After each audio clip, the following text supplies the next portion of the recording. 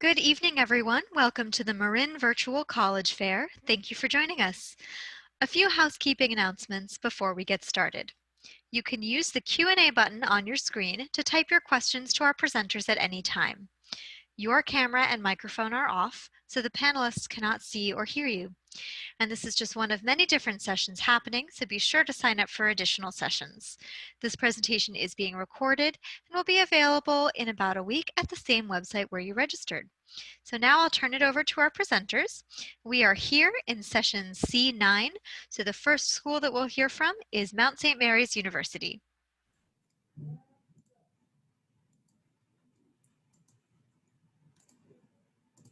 Great. So I'm going to go ahead and get started. Thanks so much, everyone, for taking the time to be here this evening. So I'm presenting on behalf of Mount St. Mary's University, and we are an all-women's university located in Los Angeles, California. So as you can see here, we're very proud of the things that we've been able to accomplish. We endearingly reference ourselves at the Mount. So at the Mount, we've been ranked really strongly among social mobility, best value, and most importantly of all, we're really proud of our ability to transform our students with their time at us. And we feel that we've been able to accomplish these lofty goals because of who we are as an institution. So at the Mount, we're a small private Catholic liberal arts institution. Although we do identify as a Catholic institution, students of all or no faiths or spiritualities are welcome to join us. We don't have any extracurricular or academic religious requirements. We do sit at about 1,540 undergraduate students, which means that each member of our campus plays a truly important role in the Mount community, whether that means starting your own club, doing your own research, or whatever that may be. We're very proud that each member of our student body truly impacts our campus. Although we are a women's university and are about 90% women serving, men are admitted into our Bachelor's of Nursing program. We do have 2 campuses spread throughout the greater Los Angeles area. A little bit more about us before we talk about our campuses is that our primary goal at the Mount is to build our students' leadership skills, and our Catholic heritage really comes in regards to fostering our spirit to serve others. So those qualities are integrated throughout the entirety of our campus culture and curriculum. So that's the way we really feel that we're able to prepare global citizens at the Mount. I did mention that we have 2 campus locations, both within the greater Los Angeles area. Students are able to take courses at both campuses concurrently. We have an inter-campus shuttle that'll take students back and forth between campuses, so that way you can access all of your classes. Our first campus is located up in the Santa Monica Mountains in right around Hollywood, California. And then our second campus is located in downtown. So our Chelan and Doheny campuses both house our undergraduate population, and students are able to choose one or the other completely depending on your own personal style and more which campus you kind of vibe with. So both are opportunities for our students, and they both house the entirety of all of our academic programs. So this is just an overview. You can find a full list of all of our majors and minors on our website.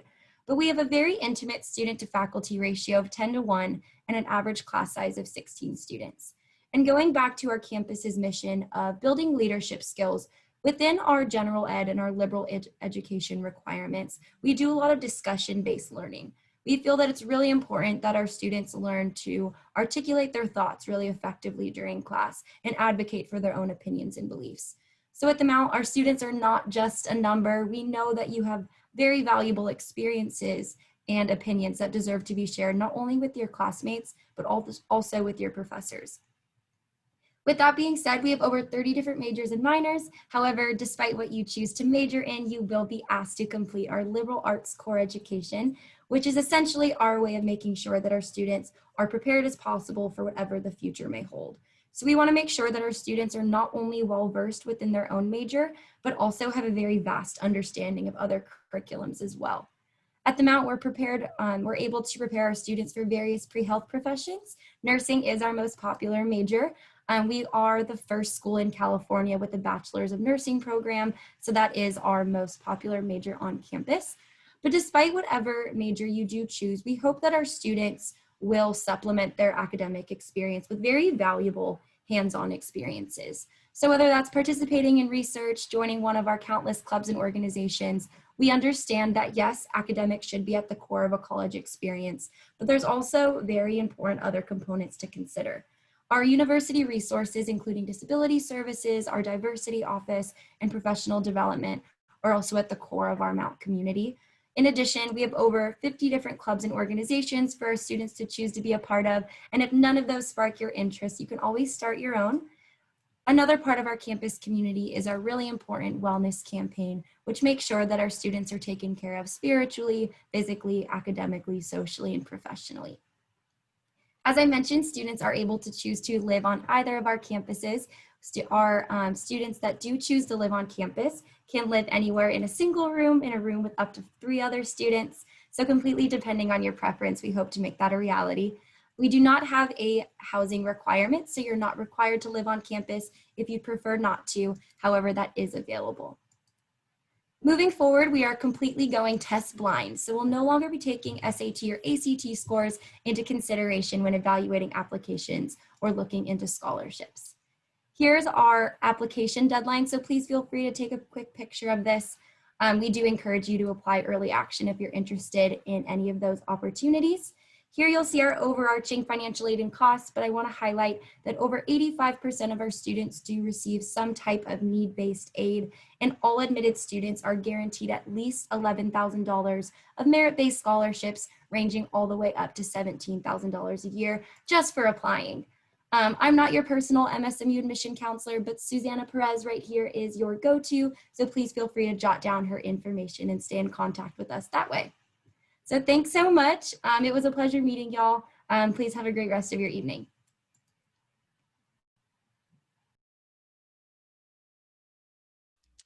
All right, and up next is Eastern Washington University.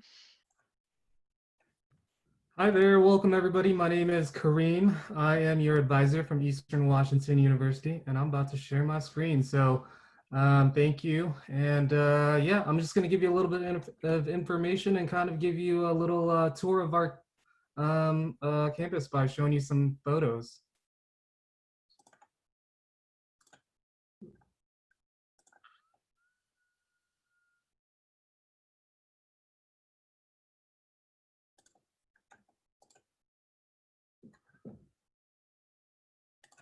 Okay, here we are. So at Eastern Washington University, oops.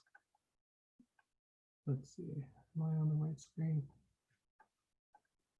Hold on.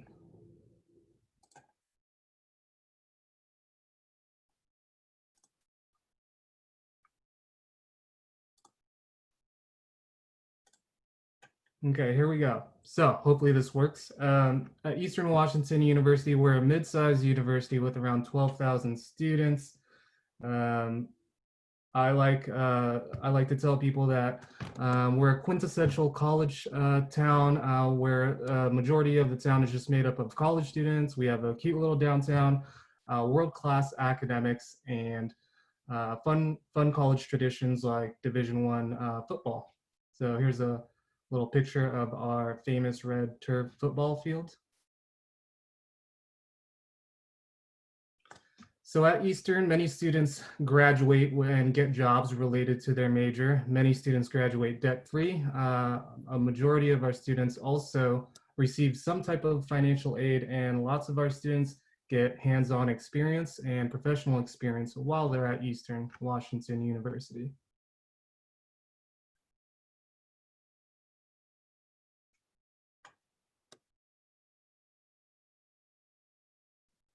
This is a picture of our fun robot in our computer science and robotics programs. He's super cute. I wanted to mention that at Eastern, we have the most affordable tuition for Washington public universities. Here's a photo on the right-hand side of this of our on our campus. We have a wildlife refuge just located 15 minutes away. It's a great place for students in our biology department to do research. And it's also a great place to just go on walks, get outside and experience the outdoors. Here's another photo of our students working in our mechanical engineering program using our robotic arms.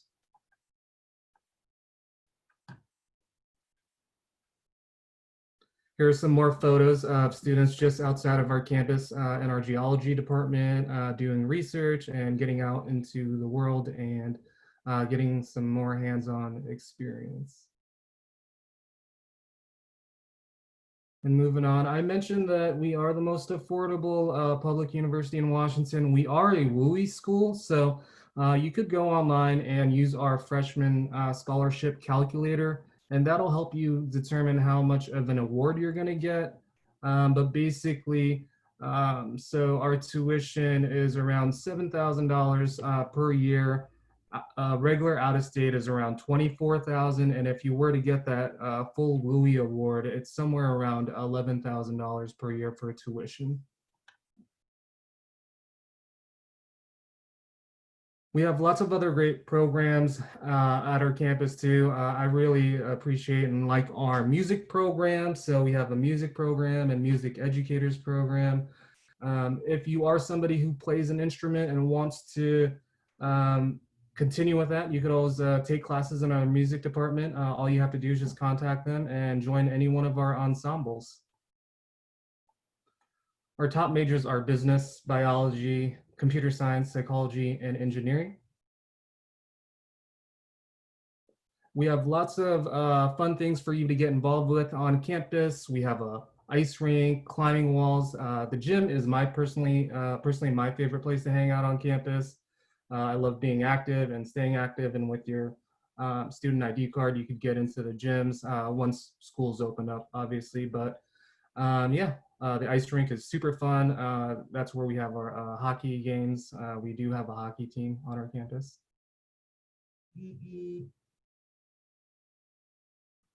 Let's see. We also have many multicultural programs on our campus too for people who want to learn more about that and also, contribute to the inclusion on our campus. We have seven residence halls, 9 different dining locations. So everything is super easy to get to on campus. It's like a 5 to 10 minute walk if you live in our residence halls to get to your classes and to get to any of the other places on campus. So we're located just about 20 minutes outside of Spokane, Washington in Eastern Washington. It's a very there's not a lot of traffic. I like to mention that. Lots of outdoor activities that students can do. And then you want to make sure that you apply by February 1st. That's our priority deadline. So just go to ew.edu /apply. And then also you could hit up my email if you have any questions, kahmath@ewu.edu. So thank you. All right, and next we'll hear from the University of California, Merced.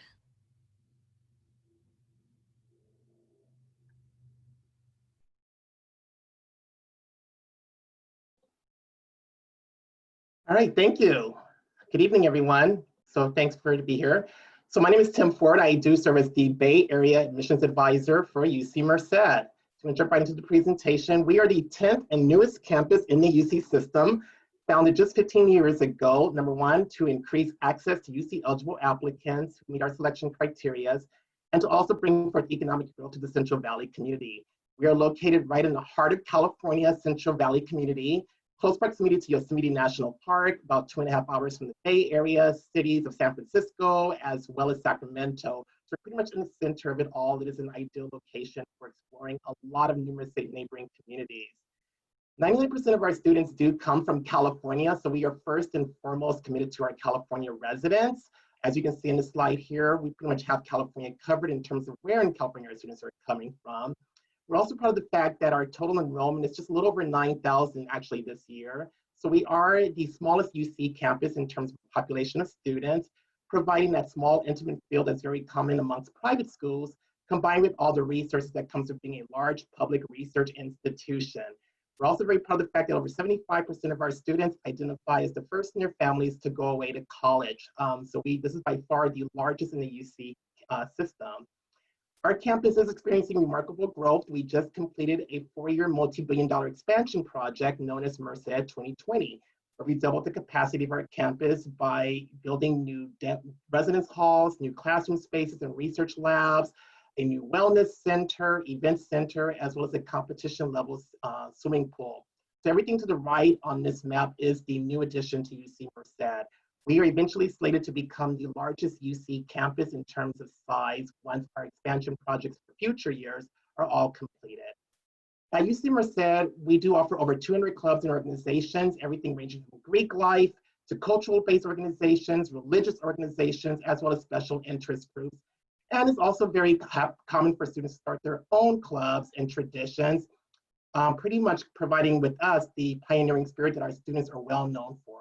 We also conduct and provide over 700 events annually at UC Merced. So every day, some various activities are taking place on our campus. So you're never bored at UC Merced. We do offer 25 superb undergraduate majors, which are housed in our 3 schools: School of Engineering, School of Social Sciences, Humanities, and Arts, and our School of Natural Sciences. We are introducing civil engineering as a brand new major for fall 21. One thing to also note is that none of our majors at UC Merced are impacted. So it's very easy to get your classes. And if you decide to switch majors once you're at UC Merced, you're able to do so. Again, we are not impacted in any of our majors. The hallmark of the UC experience is research. And at UC Merced, students as early as their first year can begin the exploration process of looking at what's involved in terms of research at UC Merced. So that means everything from stem cell research, artificial intelligence, to wildlife preservation, just to name a few. We do operate over 18 research institutes, facilities, and centers at UC Merced. And we also believe in the importance of empowering our students. That means making sure our students have tremendous access to various student support services, some that are based on communities, as well as the campus-wide process and resources in general as well. So everything from our low-income first-gen Fiat Lux Scholars Program, to our Guardian Scholars Program, to our campus-wide resources, including psychological and counseling services, our health services, and student accessibility services for those who are looking and seeking accommodation. In addition, of course, we have a number of academic advisors to assist you along the way to making sure you are moving forward towards degree completion. Now, quickly, in terms of admissions and financial aid, for fall 2020, this is the profile of the students in which we admitted. This is the middle 50 percentile range, which means that we did admit some students slightly with below a 3.39, as well as those above a 3.95. So if you are deemed UC eligible, we highly encourage you to apply to UC Merced. We're also very proud of the fact that our admit rate is 85%. And that again speaks to the commitment that we have for providing access to UC eligible applicants. And we have the room and capacity to admit at higher rates than many of our sister campuses can. In terms of COVID-19, there have been some recent changes to UC admission policies. One being the pass, no pass credit, no credit grading system for spring 2020. We will honor those courses that are marked as pass or credit if your school graded you as such for spring 2020 to meet A through G course requirements. We will also continue to award UC credit consistent with previous years for the AP examinations, provided that you did complete with a score of 3, 4, or 5. And with the cancellation of the IB examinations, we will also continue to award credit for those who've completed with a 5, 6, or 7. In terms of first year admission requirements, you must complete your 15-year-long A through G courses as listed as such, and you must have a UC calculated GPA of a 3.0 if you're a California resident, a 3.4 for non-residents. We are also test-free for fall 21 in terms of SAT and ACTs. We will not be utilizing those in terms of selection for fall 21. Here's our quick look at our admission cycles. The application is open as of August 1st. The filing period is November 1 through November 30th. That is a hard deadline. One application for the UC system. Each campus that you apply to is $70, and you may qualify for a fee waiver possibly. If you have any additional questions, here's my contact information. Once again, I am the Bay Area Northern California admissions representative. I want to wish you all the best in this process and still encourage you to all be safe. With that, I'll turn over to my next colleague. All right, thank you. So next we'll hear from the University of Oregon.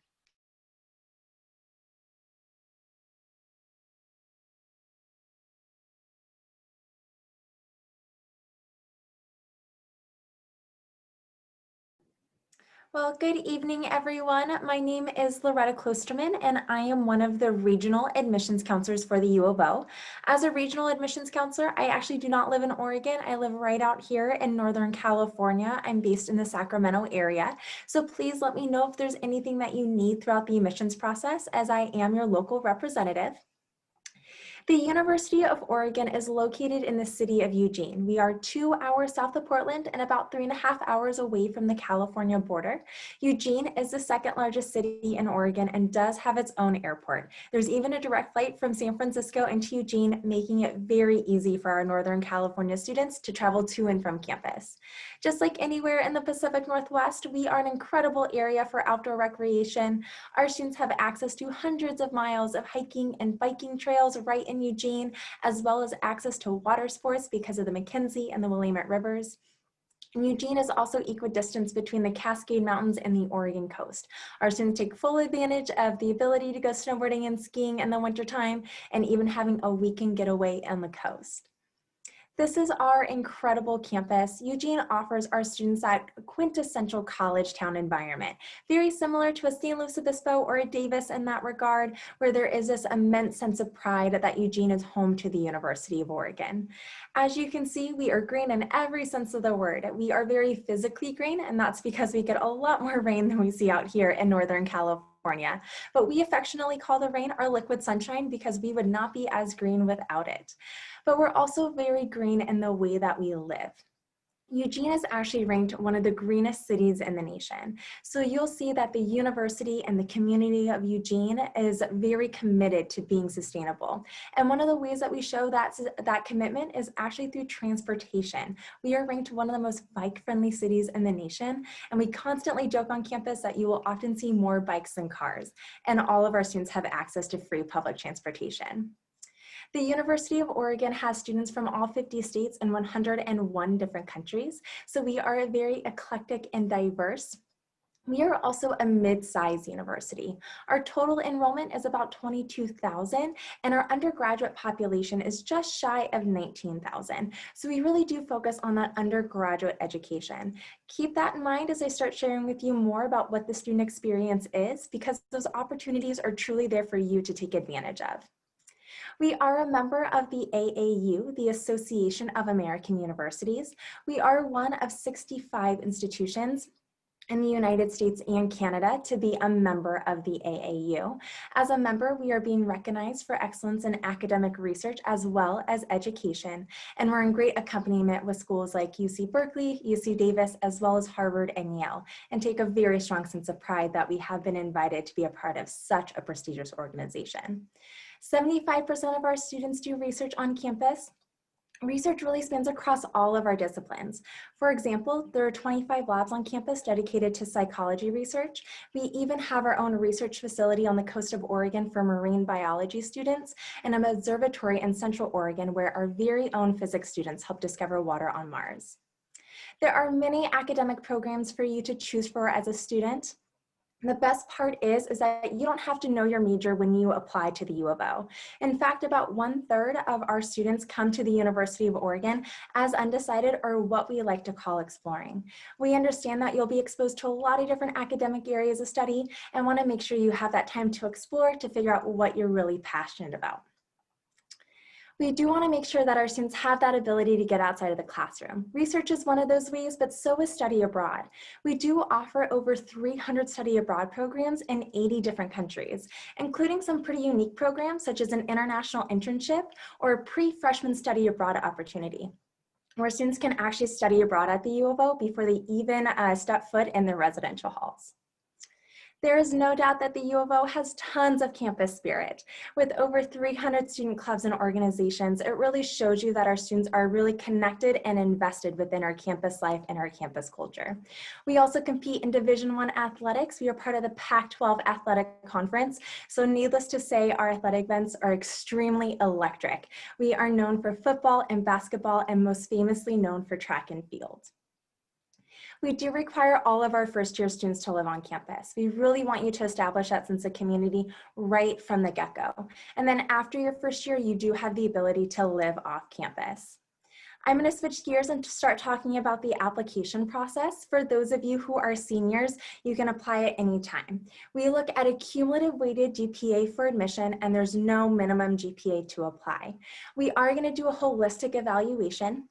So we'll look at your academic background as well as your personal statement and activities list. And that activities list is all encompassing. So we really want to get a sense of what you are doing outside of the classroom. All of those involvements play a role in who you are as an individual. The U of O is permanently test optional. That means students no longer have to submit SAT or ACT test scores to be eligible for admission. And when I say optional, I truly mean optional. You will never be faulted for not submitting test scores. These are important deadlines to be aware of. November 1st is early action. This is a non-binding acceptance. So students who are admitted early action means that U of O is simply an option for you, but you're not obligated to enroll. And the regular decision deadline is January 15th.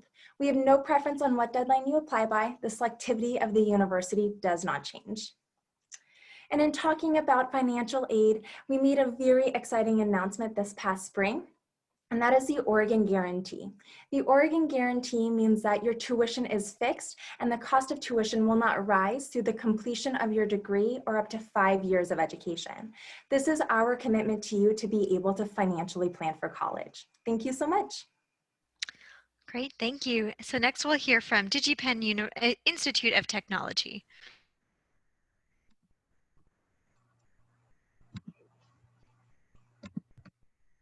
Right. Hi, my name is Adele Karoum, and I am the California Outreach Coordinator for Digipen Institute of Technology. Digipen was founded in 1988. Our president and founder was a president of Nintendo Software Technology. So Digipen started as a production company and started providing training for video game programming, and it grew into a four-year college, which is why our name is a little bit unique. We are now a private four-year college, and our areas of expertise are computer science, digital art and animation, game design and development, and music and sound design. We are located in Redmond, Washington, so we're just 16 miles east of Seattle, so about 20 minutes away, give or take, depending on traffic. So it's a great area because we are close to the resources of a city, and it's really a tech hub and a game development hub, but it's also a little bit more suburban and quiet and a good place to be focused on your studies. Digipen was the first school in the world to offer a bachelor's degree in video game programming. We now have 8 undergraduate degrees and 2 master's degree programs. Our average class size is 20. Our graduates are credited on more than 1,500 commercial video games. So if you go on our website, there's a page called Alumni Success, and it has a complete list if you want to look at all of the companies that our alumni have worked for and all of the games that they have worked on. I'm sure you will see titles of a lot of games that you know and like to play. So we are ranked as a top 5 video game design school by the Princeton Review for the last 10 years. And our school has received more IGF awards, that's the International Game Festival awards, than any other school in the world. These are our degree programs at Digipen. I'm just going to go through the undergraduate degrees kind of quickly, but if you're interested in learning more, a little bit of unsure of what degree program would be right based on your interests, then feel free to reach out to us afterwards and we can talk to you more about your specific interests. But for computer science, we have a computer science program, and also computer science and machine learning is our newest degree program because there's a lot of demand in the industry for that particular skill. For game design and development degrees, we have a BA in game design, and that is primarily a design degree. So for students who want to look more broadly at things like level design, player psychology, the player experience, how easy or how difficult is a game, all of those aspects, and a lot of like humanities courses, but also design courses, that is our Bachelor of Arts in Game Design. We also have a BS in computer science and game design, and that program is more, first and foremost, a computer science degree. So it's going to be focused on a lot of programming courses and higher levels of math, but you'll also get some game design curriculum in that program. We also have Bachelor of Science in Computer Science in Real-Time Interactive Simulation, and that is a mouthful of words, but that is our game development degree for people who really want to work on the higher levels of computer science, math, physics. I think you take math every semester, almost every semester, 7 semesters of math. So if you like math and you want to learn how to build your own game engines and really get to those higher levels of programming, that would be the degree for you. If you are interested in digital art and animation, we have a Bachelor of Fine Arts in Digital Art and Animation, and that program starts with 1 year of traditional art, so drawing, painting, and sculpture, and then it moves into 2D digital art and 3D digital art, and then animation. And then for music and audio degrees, we have a Bachelor of Arts in Music and Sound Design, and that is primarily a music degree for people who have either vocal or instrumental experience. And then it gets into sound design as well. And it's kind of more focused on like composition, and a lot of people want to work on composition or sound design for the game industry after they graduate.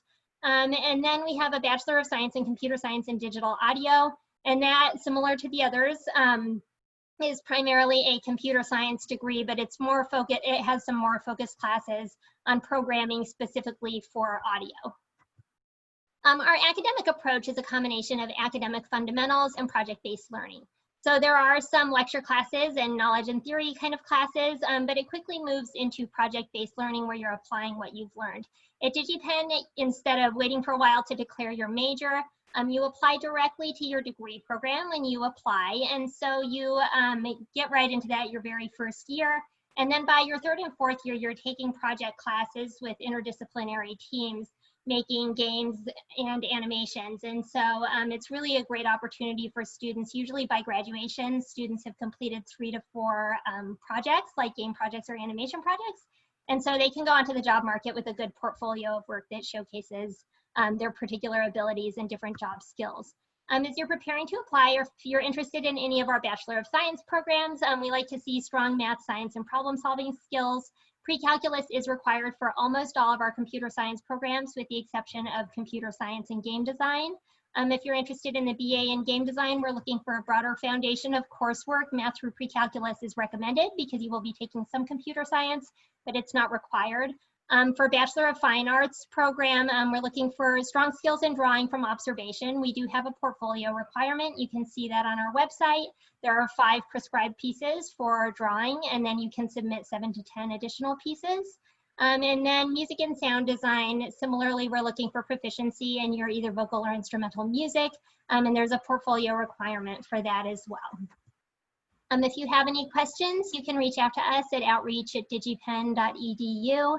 And my name is Adele, and I'm the California rep, so you can also reach out to me directly, and we can set up a Zoom meeting to meet with you specifically and talk more about your interests. And also, if you go to our website where it says visit us, you can see all of our upcoming Zoom events for admissions, financial aid, and then some specific ones for degree programs with students and faculty.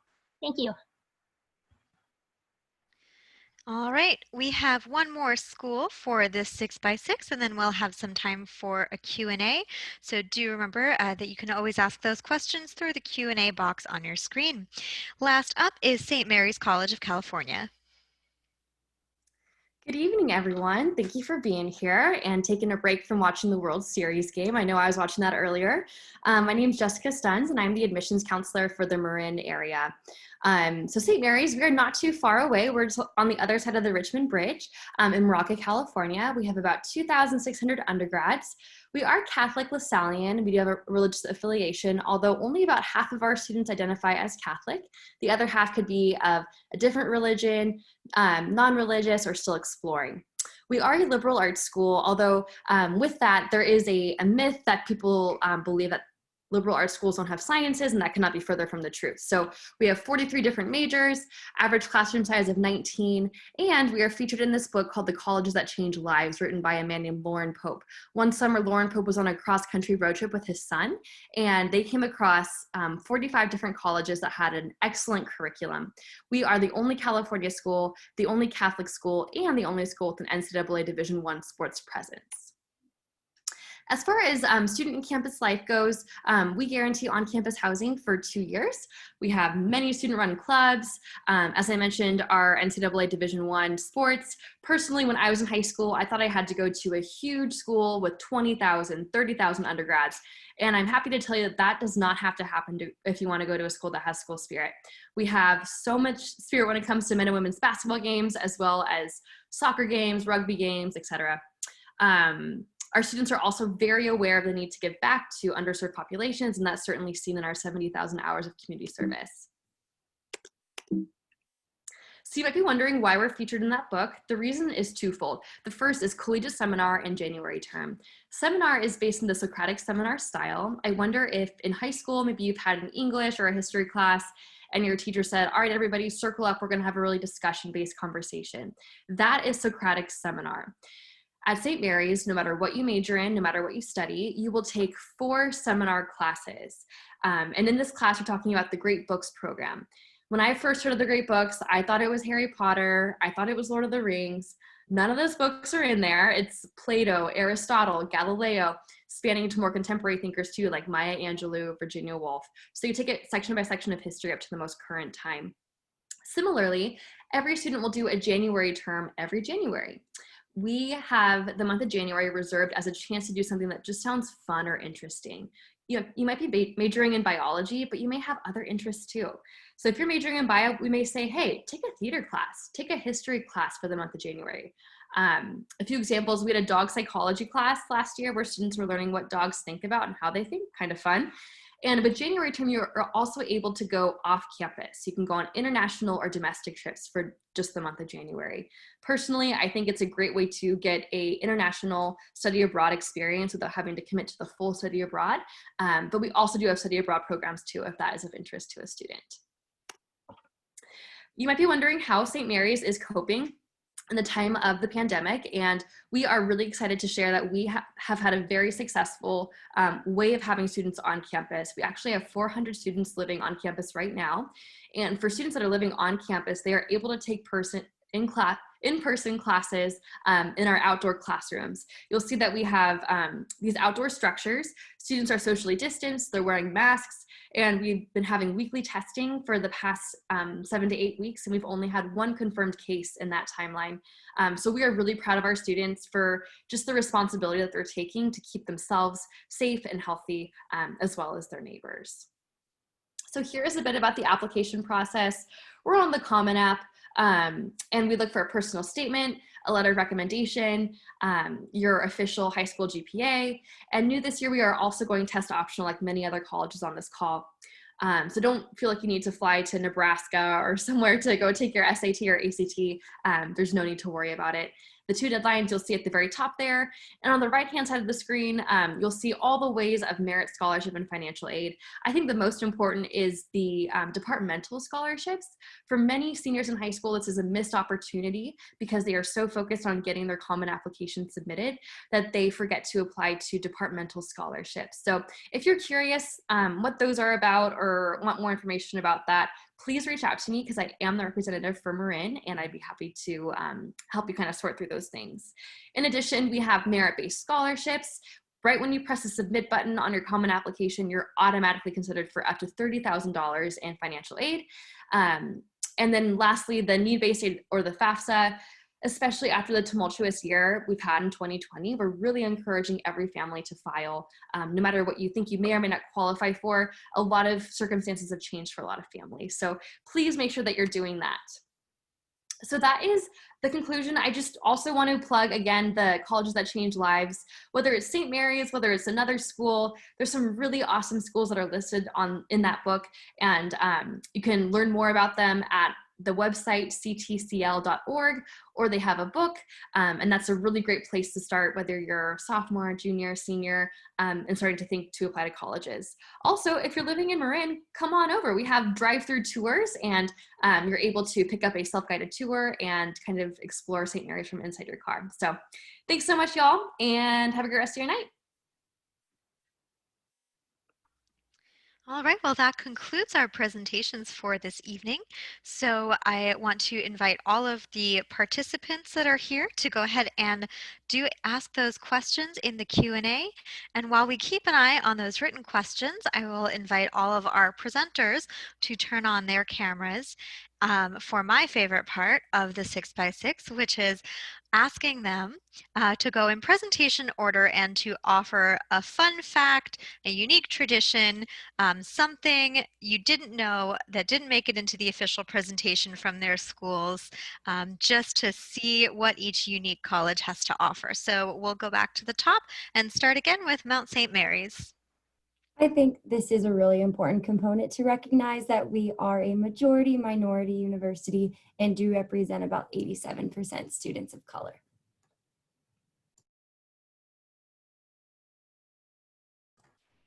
Oh, I was trying to think of a fact, but I don't really know. I think I mentioned everything, but Vice just did a documentary on us real quick.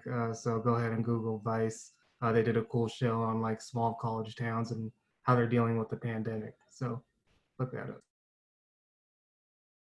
up. At UC Merced, we are the only UC campus to have ties with a national park system, and that is Yosemite National Park. So we've developed numerous partnership programs, including a 2-year co-curricular leadership program in which students who intern for 2 years are then guaranteed a job in any Department of Interior or any national park once they leave. So they can actually graduate and become full range park rangers as a guarantee for participation in that program. That's a super cool fact.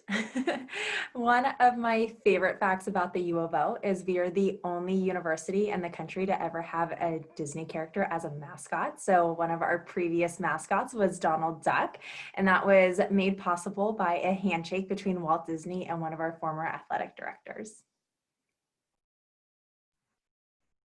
A fun fact about Digipen is if you've ever played the game Portal, that started as a Digipen student project. There were students their senior game project was called Narbacular Drop, and they were at a career fair at Digipen. The career fairs have the employers look at the projects of the students instead of students just walking around to different tables. And so Valve saw their project and reached out to them and ended up hiring the whole game team, and a bunch of aspects from their senior game project ended up in the game Portal. That's awesome. For St. Mary's, one of my favorite traditions is we have something called the First Year Olympics, and this happens in the first week of school. And for anyone that's ever seen the show Survivor before, I love the show Survivor. And the First Year Olympics kind of reminds me a lot of it because there's physical challenges, mental challenges, puzzles, anything you can think of. And the premise is that everyone is competing as an entire dorm building. We have 6 first year dorms. And so it's a great way to get to know your peers and get to know people in the other dorms too. And there's some pretty fun YouTube videos if you're curious and want to look it up on our YouTube channel. But one of the challenges is to build a boat made out of cardboard and to row yourself across our pool, which is very fun.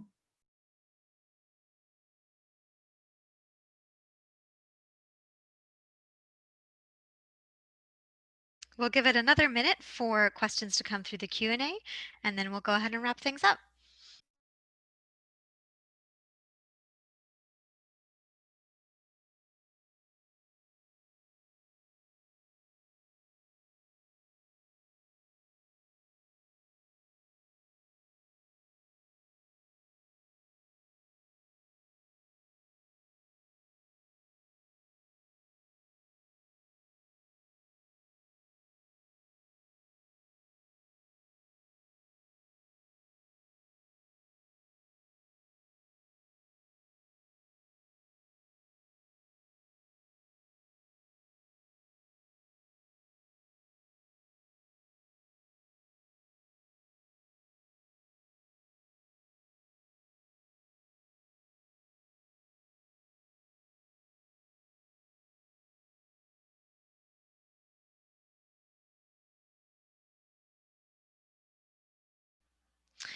And with that, we are out of time for this evening. So I want to say thank you to all of the presenters, all of the participants who joined us today. We just got a comment from one of our participants that the presentations were all spot on. So congratulations for everybody for that excellent feedback. When you close this window, there will be a link to a very quick 4-question survey. We'd appreciate any feedback that you can provide. And again, this is just one of many sessions being hosted, so be sure to sign up for additional sessions. And in about a week, you'll be able to find this session's recording as well as all the other session recordings at the same website where you registered. So thank you again to everybody who joined us this evening, and I hope you all have a great night.